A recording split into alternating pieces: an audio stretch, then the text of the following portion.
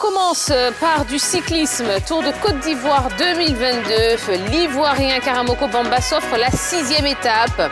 Après Bassirou Conté, hier à Yamoussoukro, l'Ivoirien Bamba Karamoko s'est adjugé la 6e et avant-dernière étape du Tour de Côte d'Ivoire, disputée ce matin entre la capitale politique et Didier Vie.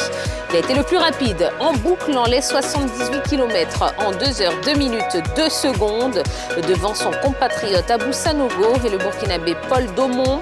Arrivé 6e, Souleymane Traoré est toujours leader au classement général et peut être sacré demain à Tabo lors de l'ultime étape de cette compétition. Parlons tennis, mondial homme, le Brésil et la Pologne en demi-finale. Le Brésil et la Pologne se sont qualifiés pour le dernier carré du mondial. Ces deux nations doivent leur qualification aux victoires obtenues respectivement devant l'Argentine 3-7-1 et les États-Unis 3-7-2.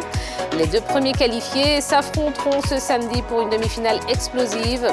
Titrés à 3 reprises, puis finalistes lors des 2 dernières éditions, les Brésiliens partent avec la faveur des pronostics face aux Polonais, co-organisateurs de ce mondial.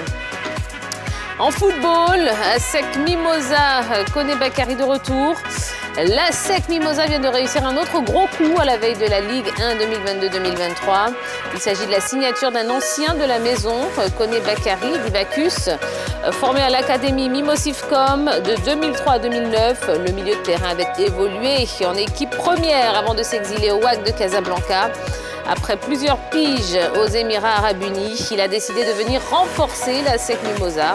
Un challenge qui, souhaitons-le, se passera bien pour la recrue. Parlons du Lys de Sassandra, un Nigérian pour renforcer l'attaque. Lys a enregistré l'arrivée d'un nouvel attaquant. Il s'agit de Zaki Godwin, un Nigérian qui connaît très bien le championnat ivoirien pour avoir évolué à l'ASEC et au Sporting Club de Gagnoa. Zaki Godwin s'est engagé pour 2 saisons en provenance de Al-Mourouj en Libye. Et puis on termine avec le Soudan. Accueil spécial pour Issa Fofana.